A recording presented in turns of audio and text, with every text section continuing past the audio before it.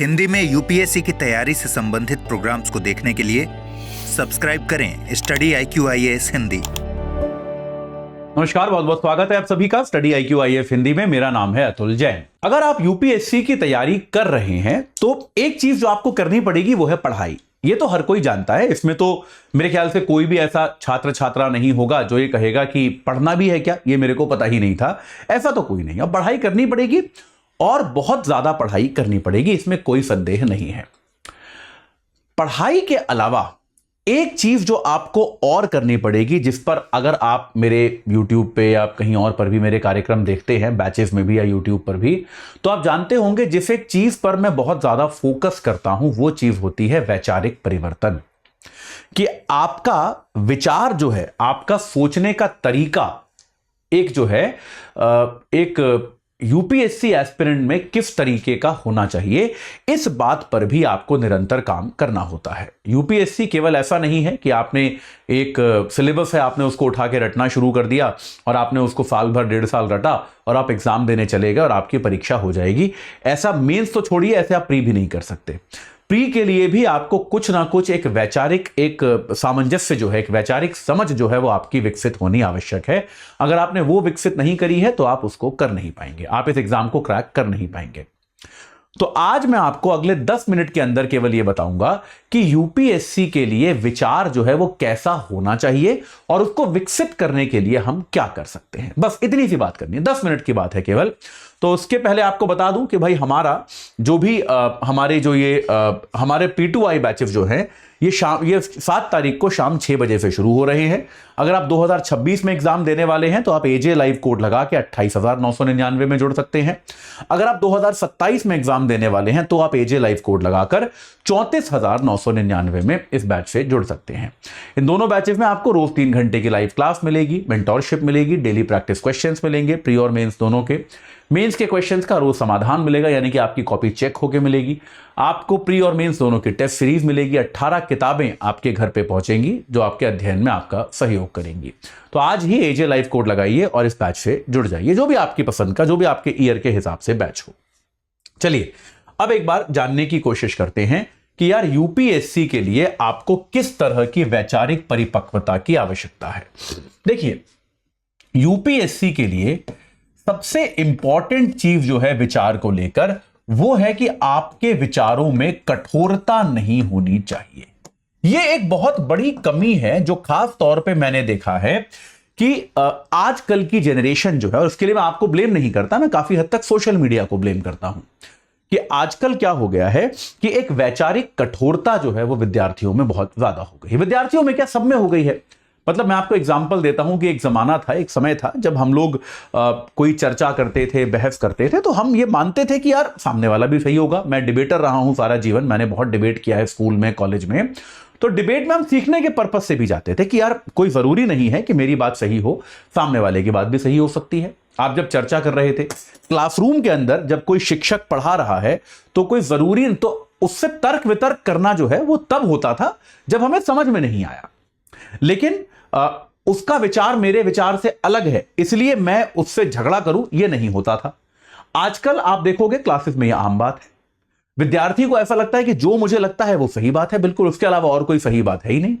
तो विचारों में एक प्रकार की कठोरता आ गई है और यह कठोरता जो आई है यह आई है सोशल मीडिया से। सोशल मीडिया में क्या होता है, एको चेंबर इफेक्ट होता है। एको चेंबर समझते हो? एको चेंबर मतलब अगर आप एक खाली बड़े कमरे में जोर से बोलो तो आपकी ही आवाज आपको बार बार सुनाई देती रहती है। इसको हम कहते हैं एको चेंबर। तो होता क्या है, सोशल मीडिया एक प्रकार का एको चेंबर है। आप सोशल मीडिया पे उस तरह के लोगों से दोस्ती करते हो जिनके विचार आपके जैसे हैं, या फिर उनका एल्गोरिथम भी जो है वो आपको ऐसे ही लोगों को, ऐसे ही विचारों को, ऐसे ही वीडियोस को, ऐसे ही पोस्ट को दिखाएगा जो आपके विचारों से मिलती जुलती हैं। तो आपको ऐसा लगता है कि यार यही विचार है, बस यही विचार सही है। आप एक्सपेरिमेंट करके देख लो, जो आपके किसी भी मुद्दे पर विचार है उसके उल्टे विचार को 4 दिन पोस्ट करके देखो आपको एकदम अलग तरह के लोग, एक अलग तरह के वीडियो दिखाई देने शुरू हो जाएंगे। तो ये सारे विचार आपको आते रहते हैं और आपको एक ही तरह के विचार जो है वो सुनाई देते रहते हैं। तो आपके अंदर एक वैचारिक कठोरता आती है कि यार यही सही विचार है। सब इसी को मानते हैं, यही सही है, इसके अलावा और कुछ सही नहीं है। तो यह अपने आप में बहुत चिंताजनक बात है। यूपीएससी की परीक्षा में आपको क्या चाहिए? आपको एक, जिसको हम कह सकते हैं परिवर्तनशील विचार चाहिए।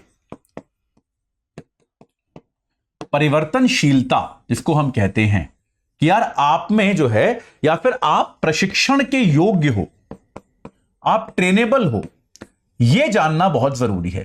जो आदमी अपने विचारों को लेकर बहुत ज्यादा कठोर हो जाता है कि मेरा यह विचार है, बस यही सही विचार है, फिर आप उसको ट्रेन नहीं कर सकते, फिर आप उसको सिखा नहीं सकते। और यूपीएससी को ऐसे लोगों की कतई आवश्यकता नहीं है जो सीख नहीं सकते, क्योंकि यूपीएससी, अगर आप आईएएस कल को बनते हैं तो आपकी नौकरी जो है वो इतनी चैलेंजिंग होगी। आप हर जिले, हर राज्य, हर पोस्टिंग में नई चीजें सीखोगे, नए लोगों से मिलोगे, उनके साथ सामंजस्य बिठाना आपका काम होगा। जैसे पिक्चरों में दिखाते हैं ना, आप कहीं अफसर बन के गए, आपने डंडा चलाना शुरू कर दिया, ऐसा नहीं होता है रियल लाइफ में। अगर आप कहीं पर पुलिस बनकर भी गए तो भी आपको बहुत सारे लोगों के साथ सामंजस्य बिठाना होता है, क्योंकि वो लोग वहां पर हमेशा से रहते आए हैं। इस बात को समझिए। तो ऐसे में आपको एक, जिसको हम कहते हैं कि आपकी प्रशिक्षणीयता कितनी है, कि आप कितनी ट्रेनिंग स्वीकार कर सकते हैं, वो बहुत इंपॉर्टेंट है। और इसके लिए एक वैचारिक कठोरता जो है वो यूपीएससी पसंद नहीं करती। वैचारिक कठोरता से बचने के लिए मैं आग्रह ये करूंगा आपसे कि आप अलग अलग प्रकार के लोगों से मिलें। आप अलग अलग प्रकार के लोगों से मिलें, आप अलग अलग तरह के आर्टिकल्स पढ़ें, आप अलग अलग तरह की पुस्तकें पढ़ें। मतलब कोई व्यक्ति अगर आपको पसंद, कोई विचारधारा आपको पसंद नहीं भी है तो उसकी भी किताबें तो पढ़ें, एक बार समझने की कोशिश तो करें कि वो क्या कह रहा है, क्या उसकी बात में कुछ भी मेरिट है या कुछ भी मेरिट नहीं है। तो एक बार समझने की कोशिश तो करें, उसके तर्क तो आपको पता होने चाहिए। आपने देखा होगा अपनी क्लास में अक्सर मैं आपको दोनों तरफ के तर्क बताता हूं कि पक्ष का तर्क यह है, विपक्ष का तर्क यह है। यह आपके दिमाग में आना चाहिए कि दुनिया में कोई भी चीज जो है वो एकदम बुरी नहीं होती, एकदम अच्छी नहीं होती। ठीक है, तो आपको जो है एक तार्किकता जो है वो इस तरह से निकलेगी कि आपको जो है समझ में आना चाहिए कि भाई यहां पर कुछ चीज अच्छी हैं, कुछ चीजें बुरी हैं, उनको एक बार हम समझने का अगर प्रयास करें तो ये सही रहेगा। ये विचारधारा आपकी होनी चाहिए, ये तरीका आपका होना चाहिए। आप अलग अलग प्रकार के कंटेंट को कंज्यूम करें, अलग अलग प्रकार के कंटेंट से आप जो है अपना नाता जोड़ें, तो आपके अंदर ये एक वैचारिक जो समझदारी है ये आनी शुरू होगी, वैचारिक कठोरता नहीं आएगी। दूसरा बहुत इंपॉर्टेंट, क्योंकि दो ही मैं बता पाऊंगा आपको, दूसरा बहुत इंपॉर्टेंट जो चीज है जिसको हम कहते हैं प्रॉब्लम सॉल्विंग माइंडसेट।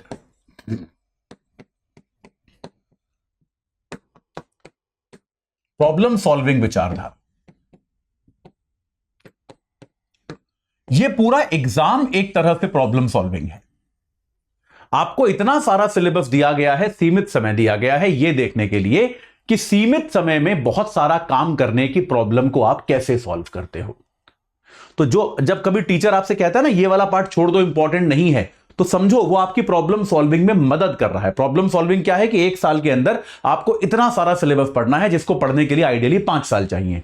तो आपको उसमें एक चयन करना होगा, क्या जरूरी है क्या नहीं है, क्या करना है क्या नहीं करना। तो कभी भी आप जब किसी समस्या के बारे में सोच रहे हो तो केवल उस समस्या को जानो मत, यह भी सोचना शुरू करो कि यार ये सॉल्व कैसे होगा, इसके समाधान के उपाय क्या हैं। और समाधान के उपाय को, इसको अगर पहले पॉइंट से क्लब करोगे बहुत कठोर नहीं हो सकते कि एक काम करते हैं सबको मार देते हैं यही समाधान है, नहीं, सबको जेल में डाल देते हैं ये समाधान है, ये सही समाधान नहीं है। आपको प्रॉब्लम सॉल्विंग स्किल अपने अंदर विकसित करनी होगी कि यार यहां पर एक विरोध चल रहा है, यहां पर एक चीज, एक समस्या चल रही है, इसको हम कैसे मैनेज करें, कैसे हम ये इंश्योर करें, कैसे हम ये चीज सुनिश्चित करें कि ये जो है कोई बड़ा संकट खड़ा ना कर पाए, ये हमको सुनिश्चित करना पड़ेगा। तो ये प्रॉब्लम सॉल्विंग स्किल जो है ये आपके अंदर आनी बहुत ज्यादा जरूरी है। प्रॉब्लम सॉल्विंग स्किल क्या है, ये आप अपने जीवन में प्रैक्टिस कर सकते हैं, या आप अपने रोजमर्रा के जीवन में आप इसको उतारें, यह बहुत जरूरी है। कि अक्सर क्या होता है कि हम लोग किसी ना किसी चीज को लेकर दुखी और निराश होते हैं कि क्या यार ये करना चाह रहा था ये तो हुआ ही नहीं, ऐसा नहीं हो रहा है, वैसा नहीं हो रहा है। लेकिन वो ठीक है, दुखी होना हम सभी का अधिकार है, हम सभी होते हैं जीवन में समय समय पर। लेकिन क्या आप केवल दुखी हो रहे हैं या आप उसका कुछ हद तक समाधान भी ढूंढने की कोशिश कर रहे हैं? ये इंक्लिनेशन, ये विचार आपके अंदर आना बहुत जरूरी है। तो ये प्रॉब्लम सॉल्विंग स्किल जो है, इस पर आपको काम करना मैंडेटरी है। और यूपीएससी की परीक्षा में आप जब किसी भी चीज का उत्तर लिखेंगे तो उसमें, या फिर आप इंटरव्यू में जब आप जवाब देंगे, तो यह चीज देखी जाएगी कि आप केवल प्रॉब्लम को डिस्क्राइब करके आ गए, या आप हो सकता है आपके पास कंप्लीट समाधान ना हो, लेकिन आप समाधान की दिशा में जा भी रहे हो कि नहीं जा रहे, इस चीज को वो हमेशा देखते हैं। तो ये दो विचारधारा के जो बिंदु हैं, इनको अगर आप अपने अंदर समावेशित करेंगे, इनको अपने अंदर लाने की कोशिश करेंगे, तो निश्चित तौर पे आपका इस एग्जाम में जो एक सफलता के आसार हैं वो बढ़ेंगे। जाते जाते आपको एक बार फिर से बता दूं कि अगर आप 2026 या 27 का एग्जाम देने वाले हैं, तो हमारे P2I बैचेस जो है 7 तारीख से शुरू हो रहे हैं शाम 6 बजे से। आप AJ लाइव कोड लगाकर 26 वाले बैच से 28,999 में और 2027 वाले बैच से 34,999 रुपए में जुड़ सकते हैं। ये बैचेस आपकी यूपीएससी के उप अटेम्प्ट की परफेक्ट तैयारी करा सकते हैं। इस चर्चा से जुड़ने के लिए आप सभी का बहुत बहुत धन्यवाद। हिंदी में यूपीएससी की तैयारी से संबंधित प्रोग्राम्स को देखने के लिए सब्सक्राइब करें स्टडी IQ IAS हिंदी।